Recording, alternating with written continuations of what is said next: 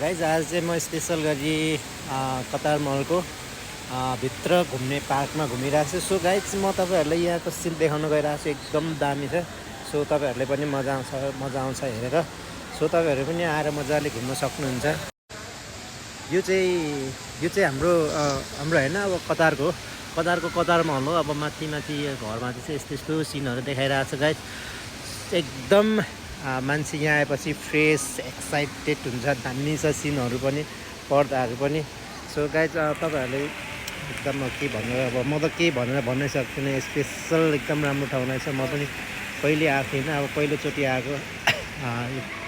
हरियाली एकदम नेचुरल जस्तै। यो चाहिँ लास्टै राम्रो छ। यो नेचुरल रहेछ। त्यो नेचुरल रहेछ है। दामी छ सिनहरू चाहिँ। मलाई पनि एकदम राम्रो लाग्यो। सो गाइज हाम्रो दुईजना भगौडेहरू चाहिँ यहाँ बसिरहेछन्।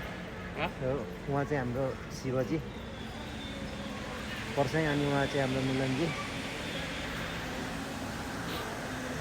एकदम दामी छ। हजुरहरूलाई पनि घुम्न मन छ भने आएर मजाले कतार मलमा घुम्न सक्नुहुन्छ। एकदम दामी छ। यस्तै फुलहरू, होटलहरू एकदम अब के भन्नु र, अब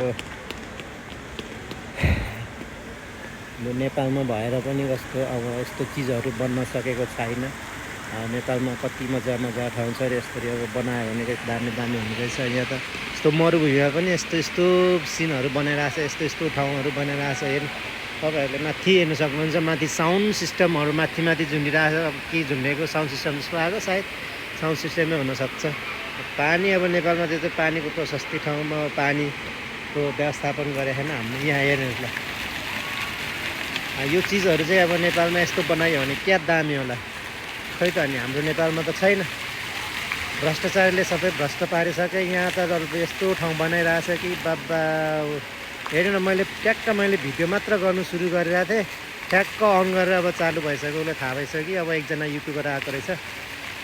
युट्युबरले चाहिँ भिडियो बनाउनु लागिरहेछ भनेर चाहिँ उसले चाहिँ पुरा थाहा भइसकेर पुरा भिडियो बनाउँदैछ भनेर उसले थाहा भइसकेको छ। त्यही भएर हेर न, ट्याक्कै अन गरिसकेको कि अहिले भर्खरै चाहिँ नै भएको छैन। सो गाइज यो चाहिँ अब यस्तो, यसलाई रुख भन्ने हो कि खै के भन्ने हो। अब पार्ट माथि छ। अब खै ल